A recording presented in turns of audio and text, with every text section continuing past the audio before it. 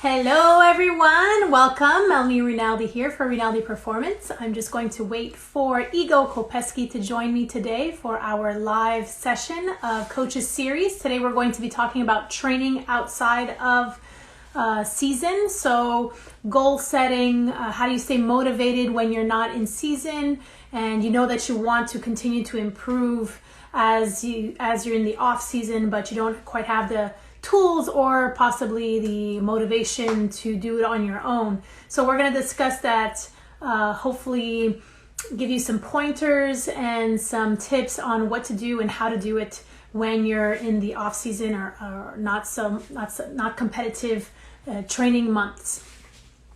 So Igor is here, and let's see if he can ask to join in.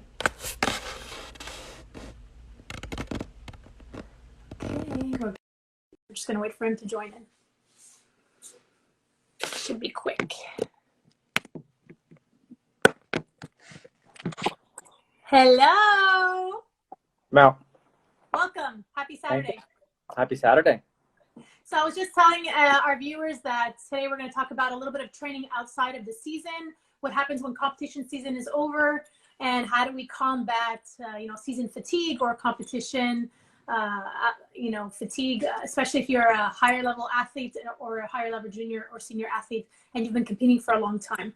I know that Tanisha had chimed in and asked me and said, when you're a high level athlete, there really is no off season, which is so very true.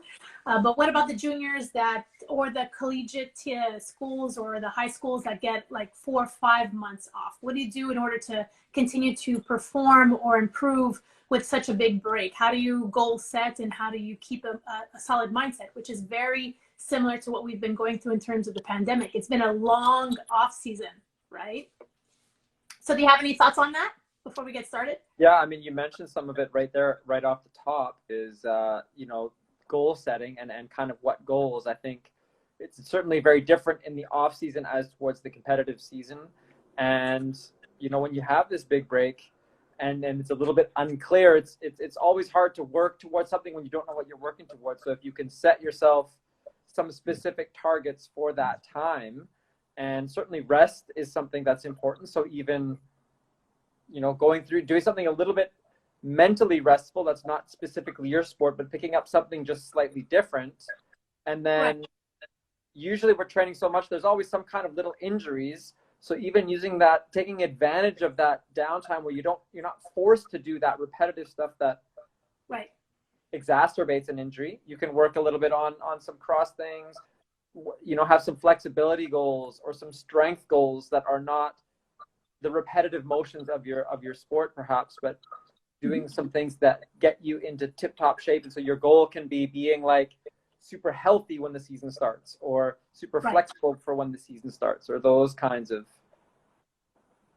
alternate goals.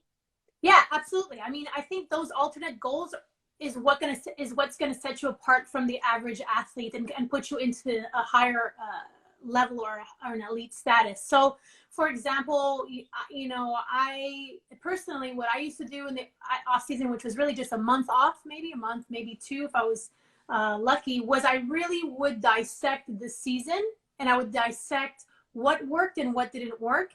And I was obsessed with really filling the gaps in my mental and physical training. And sometimes that did mean that I needed to pull myself back a little bit physically and push myself forward a little bit more mentally. And, then as I got towards the end of my career, I really was able to find the perfect recipe that worked for me in terms of all the different pieces of that recipe, that pie, I call it, right? So it's like sleep or rest, recovery methods, physical training, cross training outside of the pool, nutrition, social aspect, even spiritual aspect, all of that come together. And how does it work best in your life? Because of course we're all different. Some people have a huge spiritual connection and that's a really big priority in their life. Other people don't have it at all. So basically it comes down to getting to know yourself better, knowing what works for you and what doesn't, and trying to tweak your recipe the best way possible so that you can come back the next season better. Of course, minimizing mental and physical fatigue. So that's the idea.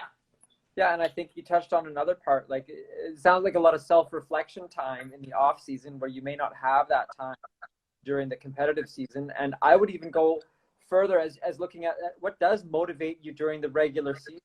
When there's competitions, it's easy to be motivated for placement and competition parts. But here's a chance to kind of look at your inside motivation and you know, are you motivated by personal bests? Is it the actual competition that motivates you? Or can you reconnect with the actual joy of the sport? Like, why are you doing it in the first place? Why this sport or why this activity? Mm-hmm. Enjoy the movement, enjoy those feelings, and sort of figure out which are those things that you really like so that it can almost, because often it's debilitating when you focus purely on results and those things. And you can get back to looking at process and how you're getting better at this element and those elements. So getting some Yeah. time to get that perspective can help you in your long-term enjoyment of the sport again. Right. So, I mean, that's a very important point. You know, when we're talking about goal setting and about performance, some people are completely performance driven, results driven in terms of competition, but then you get into trouble a year like this one where you don't when you don't compete for a year, you can really start to feel the dread of redundancy of doing the same just training over and over again. People do need that competition, so then you have to recreate it inside of you or find other outlets. When I was towards the end of my career, I have like 5 of these binders just filled with sports psychology work that I did with my performance specialist, right? And the first one, when I was looking through it today, the first one was goal setting. And it really talked about how important goal setting was. And for example, the one that you talked about now, you know, the difference are objective goals, outcome goals. So outcome goals are really based off of performance, let's say in a competition, and results oriented. And then you also want to have progress goals, right? So both can be just as impactful and debilitating as well. So for example, you can do really mediocrely in a competition, but you didn't hit your performance goals in terms of achieving a better gain or 2.5 or cleaner entries or, you know, something of that nature. So was it really a success or not, you know? And sometimes you can come close to the last of the pack and have your personal best. And so that's where the setting goals and writing down goals and then you know, collaborating with your coach is actually super important. I'm just going to mention a couple of different ones. So different types of goals would be physical, having to do with fitness and health, technical, tactical, psychological, behavioral, and environmental. So those are just 6 basic fundamental goals that you can easily work on. To go along with that, we have, you know, we go into detail about what each of them means and how you dissect each of them. And then we have goal sheets as to how you're going to achieve those. And this is where it's really important, because what you want in terms of this is to be able to measure it. So for example, you would write down, what are my goals? Then you would write down, how am I going to achieve these goals? Then it would be like, how would I measure my improvement, which would be a competition or would be just basic feedback from your coach or somebody outside besides yourself giving you feedback. Then what is going to help me achieve these goals besides just identifying things physically? So emotional, environmental, who's going to help me achieve these? And sometimes my answers were very externally based. It wasn't always like my mom and my dad and my friend and my coach. Sometimes it would be like, okay, I'm working with a specialist in this nature, or, you know, maybe my best friend over here, or maybe just my coach, you know? So when you start to dissect it and you actually are writing it down, it produces a different type of motivation within you, because now you're investing in your mental competitiveness, in your mental strength, and building that up and realizing that it's not just about training in the pool, that there are so many other things that you can work on. And if you actually take the time to dissect those 6 things we mentioned, environmental is important too. Who you're hanging around with, are they helping you achieve your goals, or are they bringing you farther away from them? And if you really want to improve on your status as an athlete or performance, then you really want to dissect all of that and then realize where you are missing things or where things can be improved, of course. And actually, you know, you look at sometimes downtime or break time as an obstacle or downtime, but really it's also you can look at it as an opportunity, because here's an opportunity. And really in a sport like ours, where you know you may have some bad habits. You talked about like overcoming some technical goals or things like that. So here's a chance to really break down a movement pattern, get rid of a bad habit, and build a new positive habit, or build a new movement sequence, whether it's, you know, an inward takeoff, which you may have to completely dismantle and get worse to then get better and come back stronger. Or change your hurdle. Yeah, hurdle. Visualization skills. Like, I'll bet you we talk a lot about visualization, but we always talk about, you know, visualizing your whole dive, which is actually really hard. And as an athlete, I was never very good at it, and I never practiced it. Practice it. Like, even stupid little things of visualization, like picture something like, you know, a lemon on your table. Yeah. You know, look at it, close your eyes, just practicing just the little stepping stones to visualization. Like, we don't go right to a front 3.5. How can you work on it picturing it? Right. Learn to visualize certain little things and images and slowly incorporate that into other things. So there's visualization is huge. It is very difficult, and it is a tool that can work in your benefit. The same way that if you sometimes, and I have heard and I have experienced this as well, you can actually try and visualize and you'll see yourself do it incorrectly or wipe out or fail the dive.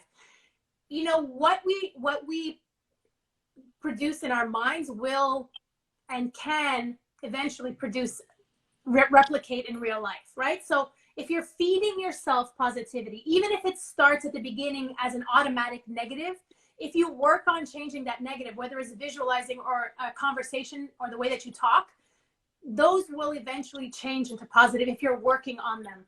If you don't work on them, the chances of them changing naturally are very slim.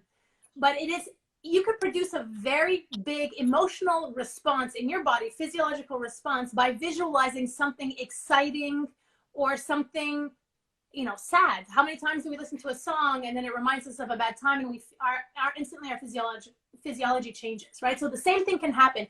You want to get to the point where you can feel the air at the pool, where you can hear the crowd or block it off, where you can hear the whistle, where you can hear the judges or the people clapping. Or you want to get to that point where you can recreate possibly a situation that causes you a lot of stress, and then tame that and take control of it and become really strong mentally. That's something you can definitely do in the off season.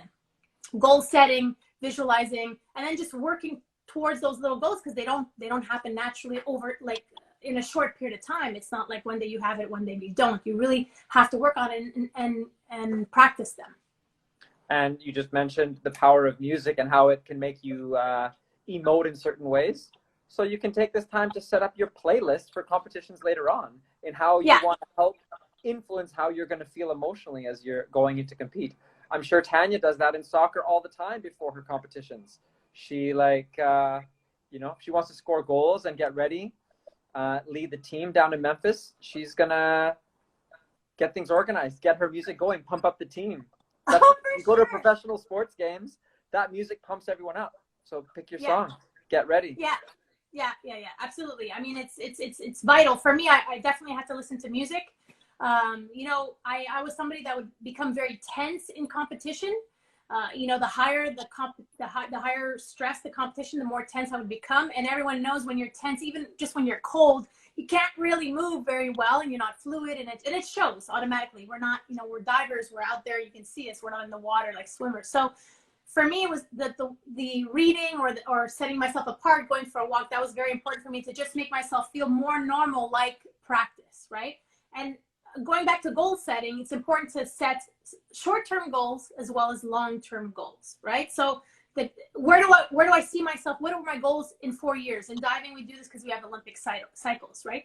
But we want to take the time to think about those short-term goals. Okay, over the summer, I'm going to, you know, drop 2% body fat, or gain 10 pounds of muscle, or heal my knee injury, or modify my hurdle and watch an hour a day of YouTube videos of the best divers in the world doing a hurdle. I remember Tanya Cagnato from Italy telling me that she and her father used to study Go Jing Jing's hurdle for hours, and she would practice in her living room with her dad. And I mean, that's exactly what the best of the best do. She's one of the best divers that ever lived, in, you know, and it showed. She put in the extra time in the off season. I was notorious for being injured.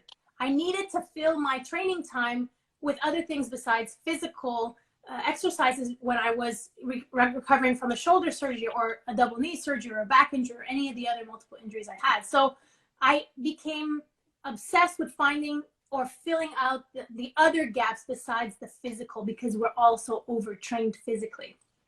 And I realized very quickly that those other tools that I mentioned, the goal setting, the psychological, the environmental, the nutritional, the recovery, they matter a lot, for sure. It's all related. And It's all related. So I think that if anybody has any questions regarding that, or they want to reach back out, they can totally send us some message or write some comments. We're going to be uploading this onto our YouTube page at Rinaldi Performance.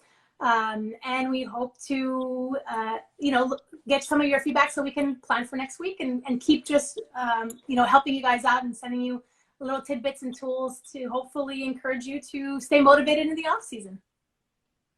Cool. Right. Well, thanks, Mel. You're welcome. I will see you next week, Igor.